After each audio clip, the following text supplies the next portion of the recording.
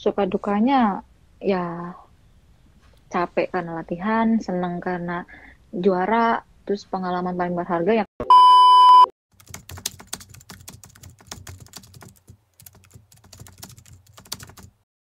Welcome my channel. Video ini sponsori oleh mau belanja produk berkualitas di Puknator aja. Aku ambil satu pertanyaan dulu, nanti kita bahas di situ. Nih. Oke. Sebelum Kak Dev, apakah atlet daerah atau kota kecil bisa masuk pelatnas? Tuh. Mungkin Devia bisa jawab deh. Sam Devia ini Bisa banget, bisa atau... banget. Oke. Aku jawab. Sebenarnya aku juga dari daerah kecil sih. Seorang tuh nggak tahu aku tuh di mana tinggalnya dan dojang aku di mana. Ya, ya aku sekarang bisa gitu.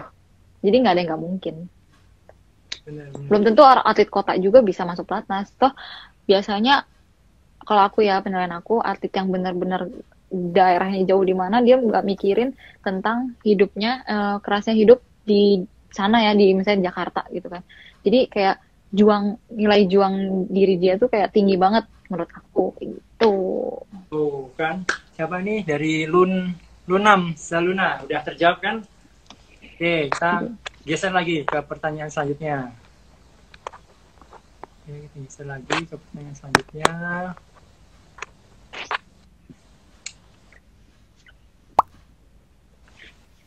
Oke, dari ANSDNRN apa tuh? Alasan kenapa dulu memilih untuk masuk dan belajar taekwondo dibandingkan dengan bela diri lain? Karena di SMP aku itu yang populer taekwondo, jadi ikutan taekwondo. Dan kebetulan saudara aku ikutan taekwondo, jadi ikutan taekwondo aja. Jadi awalnya nggak ada tujuannya lah ya, yang penting ikut dulu. Gak ada, gitu kan. ikut doang. Dan aku nggak ada milih-milih, pengen ada karate, ada silat. Ya udah, aku langsung lihat taekwondo, ya udah itu aja lah. Ya karena ada saudara aku di situ, gitu. Bener.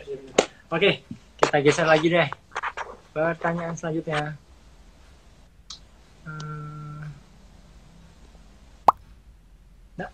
Dari Sabrina. Salam Devia, bagaimana cara sikap kita dan cara menghormati kepada orang yang lebih tua atau dalam hal apapun? Ya ibarat kita harus menghormati orang tua aja sih. Aku mikirnya ya misalnya senior kayak Kak Ong, kita harus menghargai karena Kak Ong lebih tua dibanding aku. Dan sama misalnya kita menghargai pelatih, walaupun dia nyebelin atau gimana, tetap aja dia pelatih kita gitu kan. Dan dia tuh yang ngasih ilmu ke kita dan kita nggak boleh sombong. Misal kita udah juara nih, gue udah juara ini gitu kan, tapi nggak boleh kayak gitu karena sifat sombong itu gak bagus. Nanti pasti prestasi kalian bakal turun gitu sih pemikiran aku. Betul. Jadi harus menghormati sih, walaupun misal prestasinya lebih tinggi kita gitu, sebagai misalnya senior kita di bawah kita, tetap aja kita harus menghargai dia karena dia senior kita gitu, karena dia lebih dulu tahu taekwondo, mungkin rezekinya beda gitu. Betul. Bukan dalam hal semua ini lebih tua juga sih. Mungkin kita lebih muda juga, kita ya harus rendah hati juga lah gitu loh. Saling menghormati kan kayak gitu kan. Di taekwondo kan paling penting apa? Respect gitu kan. Respect kan ada di janji taekwondo kan kalau nggak salah. Betul. Yang keberapa sih? Ada kan pokoknya, aku lupa. Oke, kita lanjut lagi deh. Oke. Ya, ini bagus. Dari sprinter. Wah, sprinter nih. Suka duka perjalanan Sam Devia selama menjadi atlet taekwondo, pengalaman berharga dan apa yang belum tercapai. Suka dukanya ya capek karena latihan, seneng karena juara, terus pengalaman paling berharga yang kemarin Asian Games itu benar-benar kayak aku juara dan orang lain tuh ngelihat dan bangga gitu sama aku. Hal yang belum tercapai sekarang apa ya? Dan sih alhamdulillah udah kecapai gitu. Cuma sekarang gimana caranya aku stabilin yang udah aku dapet. Pengalaman berharga sih kemarin Asian Games itu kayak ngerasa aku benar-benar nangis juara karena dilihat semua orang gitu. Biasanya aku juara di luar negeri, ya udah juara aja.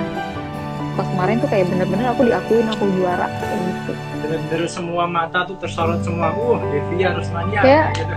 iya kayak senang. Gara-gara ini ya mungkin emas pertama juga kan, jadi dari televisi dan semuanya itu wah Devia semua koran semua Devia semua pokoknya itu trending topik Dan pokoknya. itu seneng banget sih, kayak biasanya kan juara ya udah cuma di berita, abis itu udah lupa.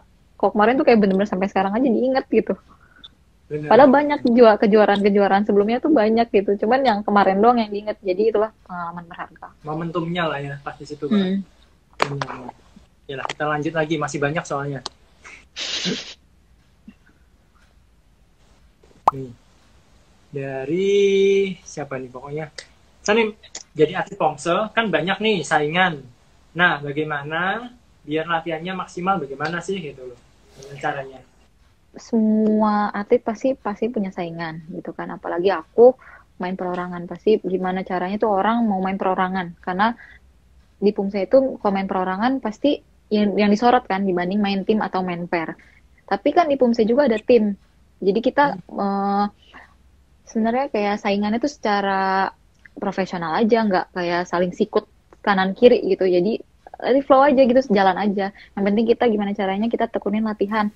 Misalnya pelatih maunya ini, ya mau gak mau kita harus ngikutin gitu supaya kelihatan lebih menonjol kayak gitu. Jangan mau di bawah mereka. Aku sih punya prinsip, aku harus lebih dari teman aku gitu. Gimana misalnya aku mau jadi yang nomor 1 gitu. Bener. Jadi ya normal aja. Itu nggak saling misalnya digebukin lah orang ini saingan gue gitu kan. Enggak. Ya normalnya seleksi secara latihan sih. Saingannya pas di matras saja lah kita ya. Pas matras. Tapi kan kalau Pumse ada tim juga kan, mau nggak mau kita harus tetap friendly kayak gitu. Benar. Oke, lanjut lagi pertanyaan berikutnya. Oh, ini udah terjawab nih. Terus, nih pertanyaan sih, Kak Devia asal klub mana? Lion Kak? Mungkin aku asal kok Lion sih. Mungkin gini loh, Pomse zaman sekarang kan taunya Lion. Kenapa? Karena kan Lion lagi ping ya, mungkin dia banyak atlet-atletnya, terus atraksi-atraksi, demonstrasi kan yang terdengar kan Lion gitu loh. Jadi semua Pomse itu ibarat yang bagus Lion gitu. Mungkin nggak? Aku asal klub aku tuh di Polwil Bogor, di Bogor Barat tuh, di Bogor ya. Kalau Lion itu kan dia pesantren. Pertanyaan berikutnya, nih bagus nih pertanyaannya. Kayaknya pertanyaannya bagus sih. Berapa jam? Berapa lama jam latihan dari seorang Sawam Devia? Kalau di Platas pagi jam 7 mulai, biasanya jam setengah 10 atau jam 10-an baru beres. Itu berapa tuh? 7, 8, 9, 10, 3 jam. Berarti 3 jam kurang lah kalau pagi. Terus rest, istirahat, sorenya lanjut lagi jam setengah 3 sampai jam 5, kadang-kadang jam 6. Apalagi kalau mau tanding, kayak mau tanding biasanya pelatih lebih kayak latihan 3 jam. Jadi dari jam setengah 3 dilanjutin sampai jam 8. Jadi istirahatnya itu jam 6, sholat maghrib, itu lanjut latihan lagi. Biasanya kemarin sih pas latihan terakhir kemarin kayak gitu menuju pertandingan. Jadi lebih kayak ada porsinya, misalnya sebelum tanding, misalnya 2 bulan sebelum tanding cuma 2 kali latihan. Kalau mau tanding benar-benar tanding event yang gede itu biasa 3 kali latihan. Semakin ya inilah ada porsinya masing-masing lah ya. Ya beda-beda lah. Oke lah, lanjut berikutnya lagi. Itu udah terjawab. Mau banyak banget tuh ini. Kak, kalau kuliah gimana? Nah nih, mungkin biar ada yang tanya ini juga. Kak, kalau untuk kuliah gimana Kak? Apakah ada kemudahan dari pihak kampus? Kebetulan aku kuliah di 2 kampus ya. Satu di UNJ ambil olahraga, satunya lagi di Kesatuan Bogor ambil ekonomi. Itu sebenarnya kalau yang di Kesatuan, alhamdulillah aku dikasih keringanan. Kayak kuliah online. Kalau di WNJ ini karena dia benar-benar kayak ilmu olahraganya dan emang akunya butuh juga ilmu olahraga karena aku anak olahraga. Ya ada dosen yang ngasih pengertian, ada juga dosen yang kayak susah, apalagi kuliah umum kan itu benar-benar teorinya harus masuk ke otak gitu. Karena kalau cuma tugas aja itu nggak bakal masuk ke otak karena kita nyari di Google asal nyari kayak gitu kan. Jadi agak sulit sih sekarang aku kuliah di UNJ dan sekarang aku benar-benar harus kayak benar-benar di UNJ tuh harus kuliah gitu. Kalau nggak di DO aku. Lagi berjuang keras ini asli untuk kuliah di UNJ. Oke, kita lanjut deh. Yuk. Tanya berikutnya lagi. Nah, ini banyak banget nih. Ini pasti banyak banget nih. Yang mengalami yang sama ya. Bam, cara biar nggak bosan ketika latihan bagaimana sih gitu loh. Pasti kan ada nih, kita suatu saat kita pernah bosan lah kayak gitu kan, atau jenuh latihan. Mungkin dari aku bosen sih pasti, apalagi kalau misalnya latihan belum nggak pernah tanding-tanding itu pasti bosan banget. Dan caranya sih aku kayak nyari kesenangan sendiri, misalnya setelah latihan tuh misalnya main game atau nyari kesibukan lain, misalnya main sama teman kamar. Waktu kan aku sekamar sama Mariska, nyanyi, entah bikin video nggak jelas. Ya gimana caranya sih supaya nggak bosan aja. Yang menurut kalian seneng, ya udah lakuin, asal jangan keluar dari jalurnya lah. Nanti kalian tuh masih atlet, ya udah tetap di jalur itu. Bosan sedikit ya nggak apa-apa, yang penting nggak kesana kemari. Itulah tips dari Nam Devia. Nah, kita lanjut lagi pertanyaan berikutnya lagi.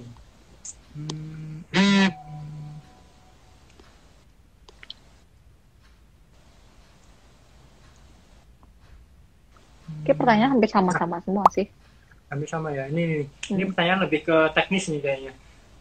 Gimana caranya agar terhindar kesalahan minor dan mayor saat tampil di POMSE?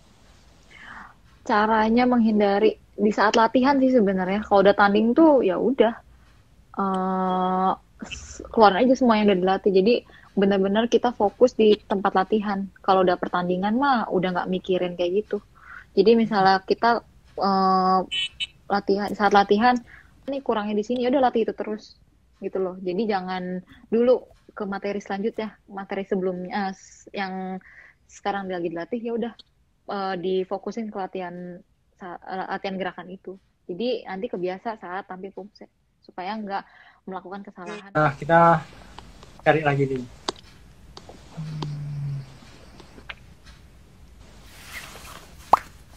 Nih, mungkin lebih ke background sebelumnya ya, sebelum dari masuk Platnas. Sebelum perjuangan apa saja yang udah Sam Devi lewatin buat masuk ke tim Platnas? Perjuangan paling ya latihan keras kali ya. Benar-benar aku harus latihan supaya aku bertahan di Platnas. Ya gitu sih. Pasti semua orang mau masuk Platnas kan. Ya gimana caranya kita berjuang mati-matian kalau kita mau masuk Platnas itu. Ya gindang. Oke, kita lanjut lagi yang lebih kita. Nah, ini. Oke, menurut Kak Devia, taekwondo itu passion atau hobi?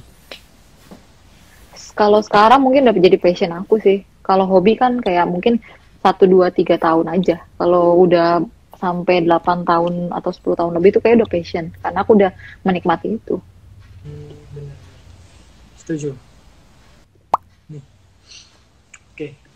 Nah, Kak, apa saja yang Kakak korbanin untuk menjadi seorang atlet? Pasti banyak dong. Banyak banget. Waktu pertama. Terus masa mudaku, keluarga, temen, banyak lah pokoknya. Gimana caranya aku jauh dari keluarga, pertama pasti nggak di mes kan, terus di saat teman-teman aku lagi pada ngumpul, lagi pada senang-senang sana sini, akunya latihan gitu. Kadang-kadang misalnya lihat instastory di Instagram mereka senang-senang, aku tuh latihan capek-capek. Cuman ya balik lagi ke diri kita masing-masing.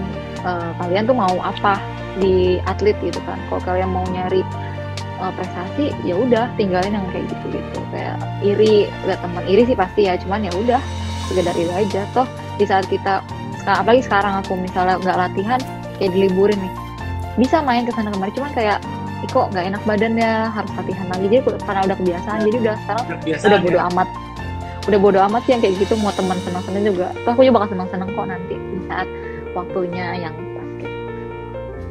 Jadi ada waktunya kita ngorbanin semua itu, tapi nanti ujungnya kita kan merasakan yang nikmatnya lah, kayak gitu kan. Betul.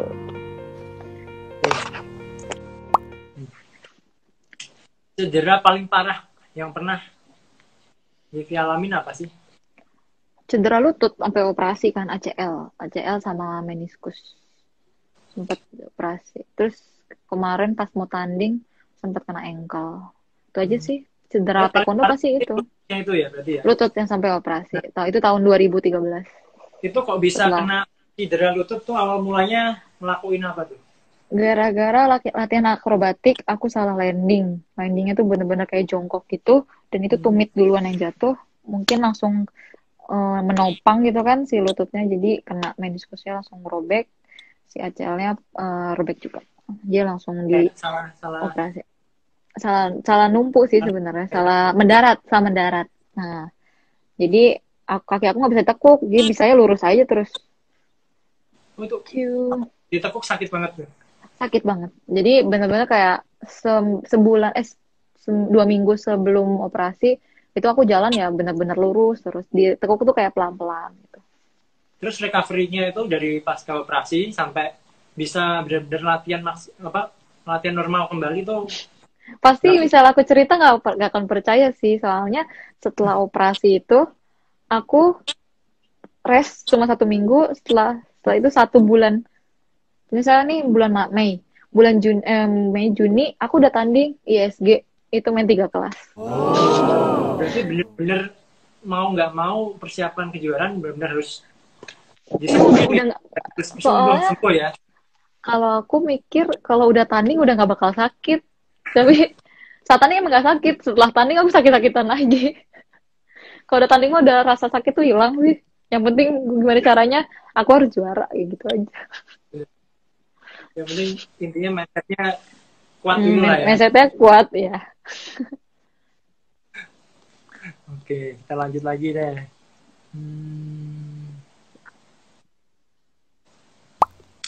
Ini sih pertanyaan global ya. Salam kenal, Kak. Saya Apriwan. Tanyain bagaimana supaya bisa juara seperti Kak Devia. Latihan. Tipsnya. Latihan yang benar. Tipsnya ya latihan. latihan doang sih nggak cukup ya. Niat, berdoa, terus kayak percaya diri kalau kalian tuh bisa. Itu aja. Harus ada Terus, tujuan sih sebenarnya. harus ada tujuan sih ya. Harus ada tujuan mau apa. Itu nggak bakal bisa sampai ke sana kayaknya. Tujuannya juga bukan tujuan masuk pelatnas doang, tapi tujuan mau jadi juara. Misalnya mau jadi juara Olimpik, mau jadi juara dunia, juara Asian Games kayak gitu. Udah ada list-listnya sih sebenarnya, harus punya listnya kalau kita benar-benar pengen jadi seorang juara. Jadi intinya kalau kamu mau jadi juara itu harus punya goals dan kamu harus ngelis dulu. Misal contoh kamu mau di tempat tidur kamu bisa tempel tuh. Mau juara apa dulu nih? Awalnya PON dulu, tercapai di PON, terus nanti lagi list trip impian lagi di mana lagi kayak gitu sih. Bener nggak? Aku sih ambil sih kamu dari dulu sih, dari pertama kayak udah menang medali itu kan ada event selanjutnya nih bakal ini. Nah aku tulis di situ, bisa dapat emas aku tulis emas, di cantreng kayak gitu. Senang sendiri sih. Oh ini juara oh ini enggak gitu. Bener-bener. Jadi kita punya listnya, kita harus capai ke sana. Setuju. Betul. Oke, kita lanjut lagi. Nih, biasanya ini sering dialami juga sama atlet nih. Tips dong, Sabung, biar nggak grogi pas lagi main. Tanding ya. Tanding ya. Grogi sih pasti. Aku bisa atur mental aku tuh di saat tahun 2017 saat SEA Games aku baru kayak udah bisa ngatur grogi aku kayak gimana gitu kan. Sebelum-sebelumnya aku grogi banget sih kayak pengen pipis mulu, cuman capek kan ke sana. Terus kayak mules, padahal mah nggak mules gitu kan. Dialami tuh sama atlet-atlet seluruh Indonesia, dunia. Semuanya pasti kan. Teman, alhamdulillah sekarang ini kayak apalagi Asian Games kemarin, aku kayak ya udah mikirnya tuh aku main bagus, aku menang, terus pelatih senang.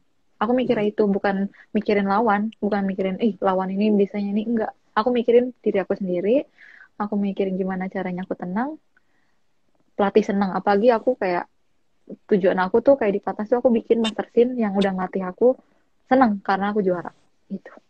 Jadi nggak mikirin lawan, jadi itu bakal hilang groginya. Gitu.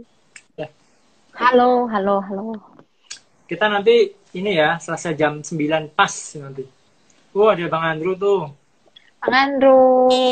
Ini nih, bentar. Ada Bang Andrew tanya nih, kita harus lihat nih kayaknya. Kak Devia sama Kak Ong, apa yang diharapkan untuk pertandingan di Indonesia ke depan? Tuh. Kak Devia Apa dulu ya? deh, jawab tuh. Bang Andrew, yang diharapin tuh Harapin pertandingannya gimana sih? jangan Ya, itu kan. lebih banyak pertandingan yang bermutu pastinya.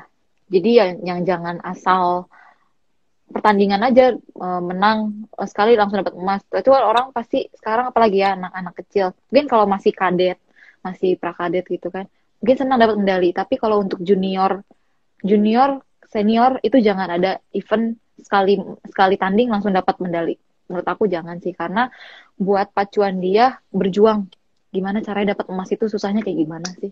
Kalau menurut aku kayak gitu. Tapi untuk prakadet sama kadet untuk event kayak misal festival gitu oke, tapi kalau junior senior kayaknya kalau festival kayak nggak bagus sih karena dia mikir pasti ya udah gue tanding menang sekali dapat emas gitu Benar-benar. gitu. Kalau dari aku sih benar. Jadi kita harus tahu nih pertandingan yang namanya festival sama pertandingan yang prestasi gitu kan. Nah, jangan terlalu banyak yang festival. Prestasinya ini juga harus disamain gitu kan. Imbangin lah, imbangin. Dan kalau kamu udah istilahnya kalau sang atlet ini udah bagus, jangan main di festival terus gitu loh. Nggak bakal iya, nggak akan berkembang. Gitu kan. Dia harus naik level ke yang prestasi. Dari situ dia bisa tanding gitu kan. Nah, terus untuk pertandingan di Indonesia ini kan gini. Oh ya, aku inget nih yang kemarin sempat ngobrol sama Bang Andrew juga. Pertandingan ini yang Komse ya, kan selama ini kan ada pandemi COVID ini kan kita di rumah semua, kejuaraan semua kan berhenti total semua kan. Nah, kemarin itu sempat diadain kejuaraan online, ya kan, Daido online, nah gitu. Nah, itu menurut Devia sendiri tuh, kan gini, kita tuh melihat ke depannya tuh pasti ada pertandingan online tuh ke depan pasti akan naik juga tuh. Kenapa? Karena masih banyak. Ini awal sih kayaknya sih, ini awal dari luar negeri nyiptain tuh pertandingan online gitu kan. Kan negara-negara pada nggak siap semua nih sama-sama. Kemarin tuh kayaknya pertama kali kejuaraan di Daido itu kalau nggak salah dapat info dari Bang Andrew itu dikit lah orang yang ikut gitu loh. Cuma mungkin ke depan aku rasa sih mungkin bakal banyak gitu loh. Pasti banyak.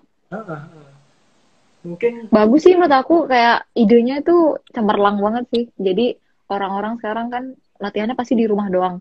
Jadi aku lihat video-videonya di rumah, terus ada yang di halaman depan, halaman belakang gitu kayak niat gitu loh mereka karena mungkin bosan latihan mulu tapi nggak tanding gitu. Nah, event tandingnya ya saat itu gitu kan. Jadi mungkin yang ikutan yang benar-benar kayak latihan terus gitu. Bener. Apalagi ini loh. Kalau aku menurutku sih tanding online tuh kesempatan juga sih gitu loh. Nah, tanding online tuh gini, biar teman-teman biar pada ikut gitu loh.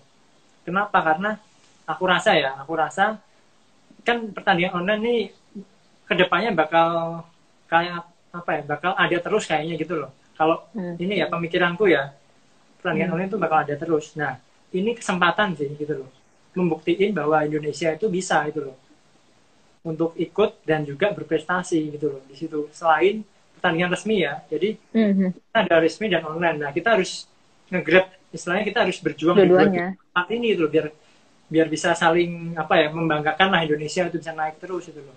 Dan, di resmi kita naik, di online kita naik gitu kan. Iya. Dan kalau gini, kalau online itu kelebihannya itu satu, biayanya rendah. Beneran biaya rendah, itu kan satu biaya rendah. Cuma ngirim video doang lagi, udah. Video doang, terus kayaknya kemarin itu bayarnya itu berapa ya? Bayarnya aku nggak begitu ini. Pokoknya lebih 400 ya, 400.000 kalau nggak salah. Itu lebih murah daripada kita pertandingan keluar. Soalnya gini kayak ongkos. Bener. Kayak contoh, aku promo sedikit ya. Jadi kan promo sedikit. Jadi aku kan punya program, punya wadah buat atlet-atlet di seluruh di seluruh Indonesia, klub-klub juga, buat pelatih-pelatih juga, untuk mewadahi mereka untuk pertandingan ke luar negeri, namanya Pognatar Matrix Experience. Nah, aku buat itu kenapa? Karena aku mikir atlet-atlet Indonesia ini perlu nih, kalau dia mau prestasi, dia harus berjuang juga, harus istilah ini, punya pengalaman ke luar negeri. Dia tanding ke luar negeri, dia kebuka wawasannya, dia bisa lihat atlet Thailand tandingnya kayak gimana, terus atlet dari luar tuh rasa tandingnya kayak gimana, terus pola main dia kayak gimana gitu loh. Jadi bisa jadi gambaran. Apalagi kalau mereka menang di kejuaraan luar negeri, mereka pulang ke Indonesia tuh PD-nya naik kayak gitu. Memotivasi juga itu sih aja sebenarnya. mahal. Beneran. Itu mahal. Jadi gini, kalau aku ke Thailand nih, ke Thailand biasanya 8 sampai 9 juta. Ke Malaysia 6 sampai 7 juta kayak gitu. Tapi kan ya ada jalan-jalannya dan lain-lain gitu. Itu ada latihannya juga ya kamu ya, kalau nggak salah. Ada latihan juga. Ada latihannya juga ya. Itu perbedaan gitu. Jadi kalau membedakan online sama pertandingan yang keluar negeri ya gitu. Online kan lebih murah nih. Sedikit promo juga sih deh. Oke, siap. Jadi yang lain juga biar tahu juga gitu loh. Kalau ada program pertandingan keluar negeri ya gitu kan. Nah, buat yang pengen tahu bisa follow di Pugnator Experience. Atau enggak follow Kak Ongnya. Benar. DM Kak Ongnya lebih gampang. Nah, dia tanya tuh program Pugnator gimana caranya Kak? Sok tanya. Mumpung dipromosi di sini. Jadi kalian apa. Jadi gini, program Pugnator itu gimana caranya? Nah, biasanya ini dalam setahun tuh ada pertandingan di luar negeri itu banyak. Jadi ada di Thailand, Malaysia, Cina, Korea kayak gitu. Nah, dari Pugnator Metrip Experience dari situ kita akan ngelis nih pertandingan bulan Februari di Thailand. Namanya pertandingan ini, biayanya sekian. Pertandingan bulan Mei di Korea. Tanggal sekian sampai sekian, biayanya sekian. Biasanya cuma gitu aja sih. Kalau mau daftar, tinggal hubungin admin, terus ya itu, tinggal ngelengkapin syarat-syaratnya aja udah. Yang penting paspor aja sih gitu loh. Nanti bisa. Paspor sendiri ya? Paspor sendiri ya? Paspor sendiri, yang penting punya paspor, intinya yang penting punya paspor sih. Udah masalah lain nanti kita yang bantu. Nah, nih, apa motivasi yang selalu ada dalam diri Sabum Devia? Jadi gini, mungkin kata-kata mutiara dan motivasi dulu, terus terakhirnya kasih kata-kata mutiara dari seorang Devia. Kalau motivasi sih juara, harus juara. Motivasi diri aku harus juara. Kalau untuk kata-kata mutiara, bukan kata-kata mutiara sih, kata-kata kalimat yang selalu aku tanamkan di diri aku. Tidak ada yang tidak mungkin, dan selalu percaya kalau kita bisa. Dan jangan malu untuk berkreasi. Jadi kata-kata mutiara dari Sabum Devia, tidak ada yang tidak mungkin. Percaya sama diri sendiri. Dan tidak ada yang mungkin. Itu yang pertama, Kak Ong. Yang pertama. Kayaknya intinya percaya. Dan percaya kalau kita bisa jadi juara. Nah, tuh. Dengerin, itu intinya motivasi seorang sang juara. Nanti mungkin gini. Next lagi kita buat lagi yang lebih seru lagi. Bahas topiknya beda lagi. Itu aja. Oke. Kalau udah beres corona kayak kita mendingan kita bikin Q&A langsung gitu loh. Kayaknya kita mungkin mending ketemu, kita podcast bareng gitu kan. Seru banget lah itu. Nah, betul. Ini koneksinya nggak bener nih, kadang-kadang putus nyambung. Oke, gitu aja. Terakhir berarti closing dari saya, Om Stefanus. Terima kasih udah nonton, udah nyempetin semuanya tanya jawab di sini. Sekarang dari Devia terakhir mau nyampein apa? Terima kasih udah ngedukung aku terus dan semangat terus buat kalian yang mau menjadi seorang juara dan ngikutin prestasi kayak aku. Terima kasih juga udah nonton. Semoga bermanfaat. Sampai ketemu di lain waktu. Bye-bye. Ya, thank you.